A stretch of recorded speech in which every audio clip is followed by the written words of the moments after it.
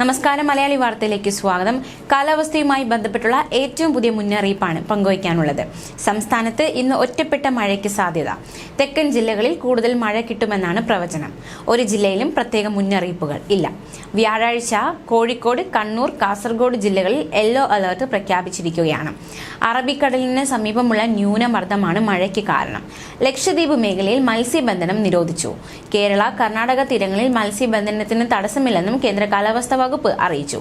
ലക്ഷദ്വീപ് പ്രദേശത്ത് മണിക്കൂറിൽ 40 മുതൽ 45 കിലോമീറ്റർ വരെയും ചില അവസരങ്ങളിൽ 55 കിലോമീറ്റർ വരെയും വേഗതയിൽ ശക്തമായ കാറ്റിനും മോശം കാലാവസ്ഥയ്ക്കും സാധ്യതയുണ്ട്.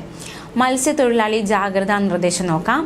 കേരള, കർണാടക തീരങ്ങളിൽ മത്സ്യബന്ധനത്തിന് തടസ്സമില്ലെന്നും ലക്ഷദ്വീപ് പ്രദേശത്ത് മത്സ്യബന്ധനത്തിന് പോകാൻ പാടില്ലെന്നും കേന്ദ്ര കാലാവസ്ഥാ വകുപ്പ് അറിയിച്ചു. 5-ാം തീയതി വരെ ലക്ഷദ്വീപ് പ്രദേശത്ത് മണിക്കൂറിൽ 40 മുതൽ 45 കിലോമീറ്റർ വരെയും ചില അവസരങ്ങളിൽ 55 കിലോമീറ്റർ വരെയും വേഗതയിൽ ശക്തമായ കാറ്റിനും മോശം കാലാവസ്ഥയ്ക്കും സാധ്യതയുണ്ട്.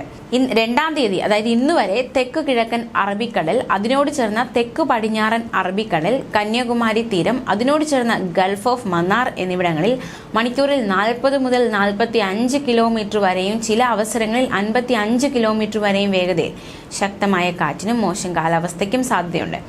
3 മുതൽ 4 വരെ തെക്ക് കിഴക്കൻ അറബിക്കടൽ, അതിനോട് ചേർന്ന മധ്യകിഴക്കൻ അറബിക്കടൽ, കന്യാകുമാരി തീരം, അതിനോട് ചേർന്ന ഗൾഫ് ഓഫ് മന്നാർ എന്നിവിടങ്ങളിൽ മണിക്കൂറിൽ 40 മുതൽ 45 കിലോമീറ്റർ വരെയും ചില അവസരങ്ങളിൽ 55 കിലോമീറ്റർ വരെയും വേഗതയിൽ ശക്തമായ കാറ്റിനും മോശം കാലാവസ്ഥയ്ക്കും സാധ്യത.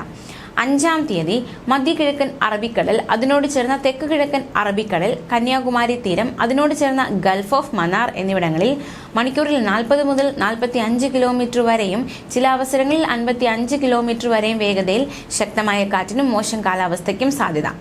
മുന്നറിയിപ്പുള്ള സമുദ്രമേഖലയുടെ വ്യക്തതയ്ക്കായി ഭൂപടം പരിശോധിക്കുക. മേൽപ്പറഞ്ഞ തീയതികളും പ്രദേശങ്ങളും മത്സ്യബന്ധനത്തിന് പോകാൻ പാടുള്ളതല്ല. ന്യൂസ് ഡെസ്ക്, മലയാളി വാർത്ത.